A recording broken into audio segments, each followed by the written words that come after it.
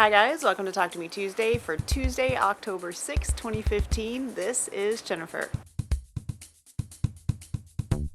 I'm coming to you from my backyard today because I wanted to be able to get this entire very special quilt in the shot. So a little story for you guys. Probably 12, 14 months ago, my mother-in-law, who, as you guys know, this is my husband's stepmom, she passed away in February, and about a year, maybe year and a quarter ago, she asked me about this quilt top that she had, and she said she wanted to hand quilt it and get it finished for my niece. So my niece will be 6 on Saturday. So she told me the little bit of history on this quilt. Her mom actually hand pieced all the blocks and put all the blocks together, and she had had it all of these years and had just decided that she really wanted to finish it for my niece. So I talked her through a little bit, and she actually started adding a border because she wanted to have a pink border on it. And so in the very last months of her life, she was hand sewing this small, there's a narrow pink border that goes all the way around. In the last months of her life, she was hand sewing this border on this quilt. She didn't finish, but she left the quilt and all of the things that she had bought for it in a basket. And in April of this year, I brought all of these things home knowing that it would be a very hard project to work on. I hung it up on my wall, and then I took it down, and then I put it on a hanger, and it stayed there for all of these months. So last week, knowing that I needed to get this done, I got it quilted. I actually, a couple weeks ago, was thinking about it and consulted OC, who is, I've mentioned before on here, she's one of my local friends. I was a little worried because the bouquets were a little bit stretched in the center, so they sort of poofed out. When you tried to flatten them out, they were just sort of poofy because it's all hand piece and there's a lot of bias. But anyway, I asked her opinion, and she suggested using a high loft batting, and that worked just a treat. I originally was going to tie this, and once I got it basted, I realized that I could definitely quilt it. So I did quilt it. It's not anything majorly super special. It is, I did a big meander all over, got it all quilted. I matched the pink border that my mother-in-law added as closely as I could. I found a paisley, rose pink paisley that I bound it with. The back is muslin, which is what she had with it, and so it is done. And after I finish this video, it's already been washed, I'm going to fold it up, and I'm going to get it all wrapped up, and I'm going to mail it to my niece for her birthday on Saturday. It was a very emotional project. I found myself tearing up quite a few times while I was working on it. It isn't hand quilted the way she wanted, but I've only hand quilted 2 quilts before. Both of them were similar sizes, and both of them took me 5 or 6 years to finish, and I just decided that finished is better than perfect, and it's important to get this to my niece now while she's still young enough and still has all of those fresh memories of her grandmother in her mind. So yeah, so that's I got that finished. It's all done, and I'm gonna mail that ASAP.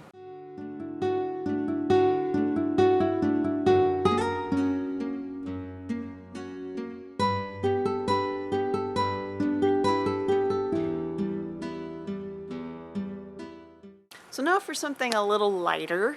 I have a new pattern set in my Craftsy store today called Jack's Lanterns. It is 9 6-inch paper piece patterns that are all jack-o'-lanterns. I did not do pumpkin shapes. They are jack-o'-lantern faces because I wanted it to be fun and whimsical and a little bit fast and not necessarily just a pumpkin. And I wanted you to be able to put it in whatever you want. And I actually think this would work well in a whole variety of things. And one of the things I had in mind was a trick-or-treat bag, definitely quilts, obviously, any kind of bags. One thing that I wanted to show you today is what I made on Sunday, and that is this jack-o'-lantern cushion. This is pattern number 4. The center part, the orange and the yellow, this is the pattern. I enlarged the 6-inch pattern to 12 inches, so it's 200% of the original pattern. Added a purple, the back is green, and there's a pillow form inside of there. So let me show that to you guys. So here's the back, and I did some free motion quilting on that. see, hopefully you can see. It's a little bright out here, so I can't really tell. But I did some free motion quilting. I outlined all of the facial features, and like I said, there are 9 of these guys, and the whole pattern set, all 9 of them, is $6. It's in my Craftsy store, and there will be a link in the description. And this is part of my 31 days of Halloween, which I'm doing on So Hooked. I mentioned last week that I had a surprise coming up for October, and that is what I'm doing. I'm posting something every day in October for Halloween. Some of the things you've seen before, and they are things I've made in the past. Some of them are maybe fandom, but also apply to Halloween. Some of them will be food. Some of it's going to be sewing. There will be a lot of quilting, of course, because that's primarily what I do. I'm going to have at least one new pattern every week. This is my new pattern for this week. And then every Friday, there will be something featured from Craftsy that'll be from the past. So last week it was Monster Madness, and I'll have something else on Friday these are things that I've done in the past specifically for Halloween, so you'll see those on Fridays. And then some of my new patterns will be for sale, like this one is, and some of them will be free. I love this cushion. This is actually for me. We are going to decorate for Halloween this week, and this is going to go on my sofa. So just a reminder to post your videos on ttmt.livejournal.com to be entered to win our monthly prize. There will be a new prize, which I'm sure will be shared in a video today. I believe it's Quilt Crazy this month. Correct me if I'm wrong, but I think that's right. Don't forget to check out Fandom and Stitches tomorrow for another awesome post of smartphone quilt along patterns from Jennifer Rolls. There are 3 more tomorrow that will be awesome, and you guys will love them. I am actually working on something for 2016. I almost said 2015, but we're already here. I'm working on something for 2016, both something for Fandom and Stitches and something for So Hooked. Spread myself a little thin, but I'm really good at that, so we'll see how it goes, and I will let you guys know if that becomes a thing, but hopefully it will become a thing because I'm really hoping to execute this particular project. The Fandom and Stitches one will be fun, and the other one, I think the So Hooked one will be fun too, but we will see. You've got to figure it all out before January, so I've got a little time.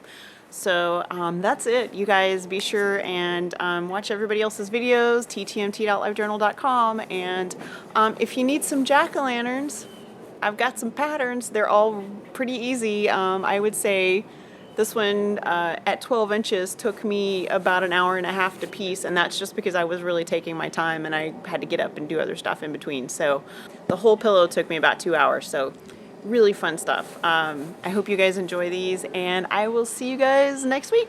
Bye.